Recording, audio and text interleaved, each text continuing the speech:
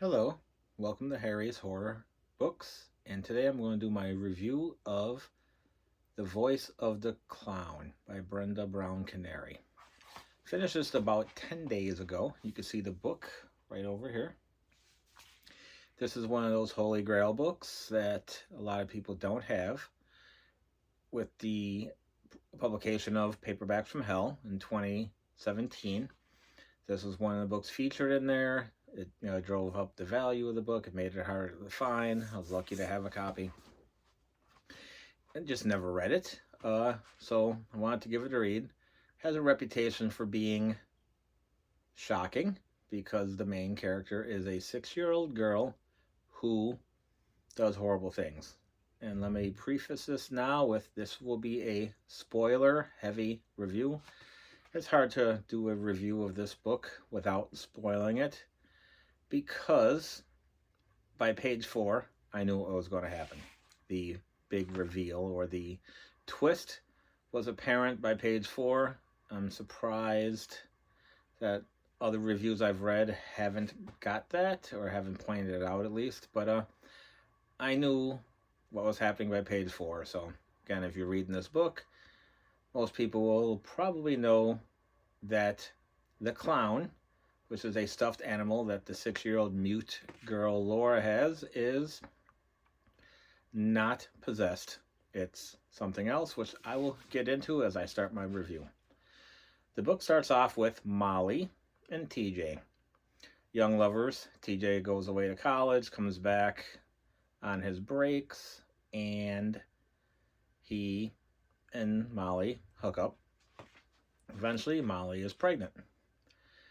But she didn't tell TJ. TJ comes back after another year to find out that he's a father, but he has already gotten married to Kate. And that upsets Molly a lot, who's a Native American. And a couple years later, this is all within the first 4 pages. A couple years later, Molly decides she's going to jump off an Indian sacred cliff called the Thinking Place, where they watch the sun rise and or fall. So she kills herself, leaving behind a 3-year-old son named Remming, who was raised by her father, who is a Native American healer, Native American, I don't even know what you want to call it, shaman, does stuff, sees visions, all that type of stuff. Book jumps 6 years into the future, where TJ and his wife Kate have a 6-year-old child named Laura, who is mute by choice. She has a stuffed clown that she carries around with her that talks to her. And the spoiler is the clown and Laura are both possessed by Molly's spirit. Molly is still in love with TJ, and my take on this book is it's a twisted love story. Molly wants to get back with TJ.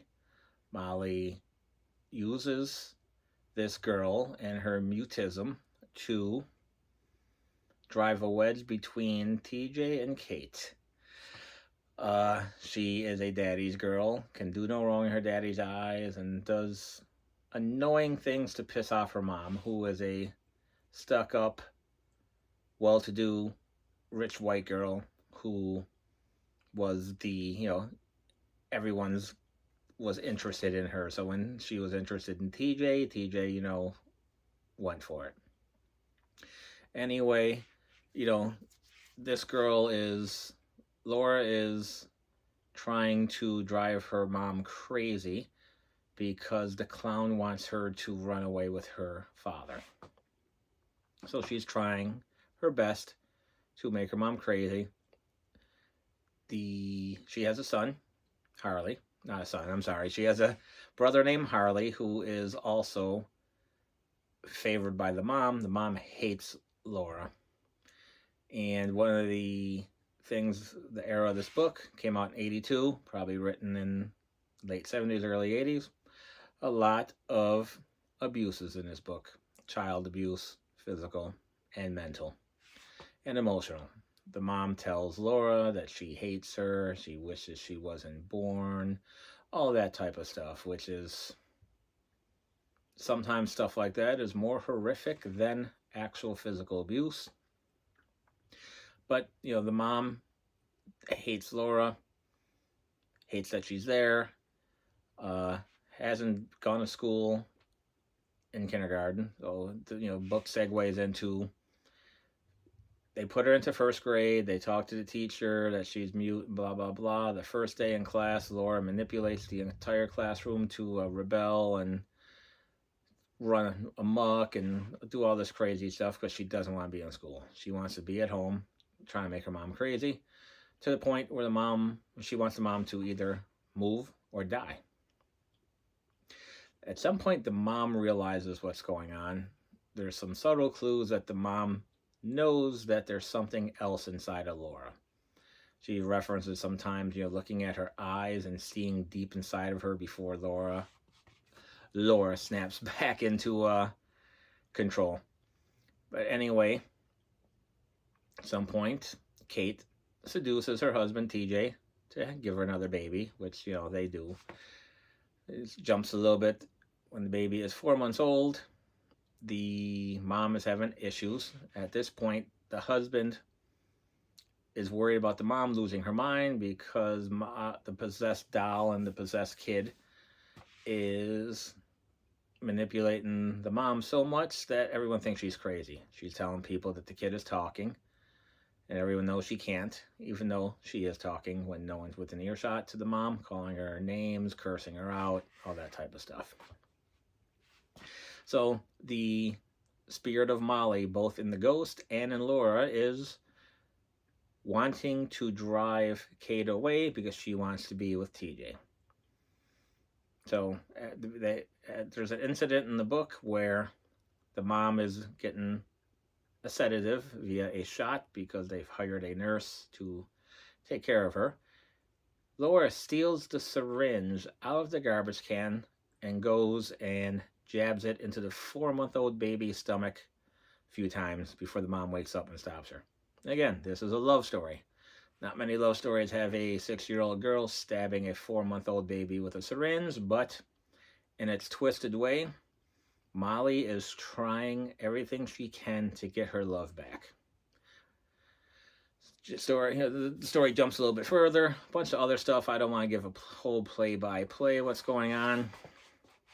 But the husband starts verbalizing and having internal dialogues how he wishes he stayed with Molly, how he is not happy with his wife, and this is making the possessed child and the possessed doll happy because that's what she wants. The spirit of Molly wants TJ. Something later on in the book's going on. The mom's having a breakdown, screaming in her room that she can't come out and blah, blah, blah, because she's been sequestered and locked in there because everyone's worried that Kate is going to attack Laura. When this is happening, Laura picks up the 4-month-old baby and starts walking around and comforting it and trying to stop the baby from crying because the baby needs to be fed.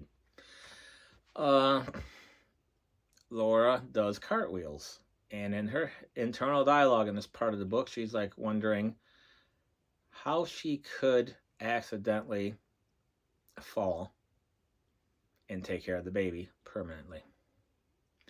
So she's holding the baby and comforting and walking around how people will hold a baby. And she pretends to trip down the stairs. Her plan is to do a cartwheel, try to catch the baby, or pretend to catch the baby, but she didn't really want to. Now, this is the scene where she kills the baby. Again, this is a love story with a 6-year-old girl killing a 4-month-old baby. And that really makes Laura snap. There's a scene in the book where she comes and picks up the baby. His brain is oozing out of his cracked skull, and she's trying to pick up the brain and put it back inside the skull and holding it, and it's just horrific and well-deserved, controversy with this book because of that scene. After this happens, there's a funeral service. People come over, including Molly's father, who is the Indian shaman. And he knows that Molly is inside the doll and Laura. So he's trying his best to control her and not let this happen because he knows that she wants TJ. Long story short, TJ eventually leaves his wife and his son Harley because they're both against Laura. And he drives with Laura to the thinking place where Molly killed herself. They're there, just looking at the sunset, reminiscing, and finally, Laura talks to him in Molly's voice. And he is so happy because Molly's back with him, picks up Laura, who still is a 6-year-old child, starts swinging and holding and hugging her, and they fall off the cliff on purpose to their death, holding each other in their arms, their love everlasting as they're wrapped up in each other. Again, it's a love story. Molly got her wish. She got her love of her life back, and they died together in a sacred Native American place. And that's it.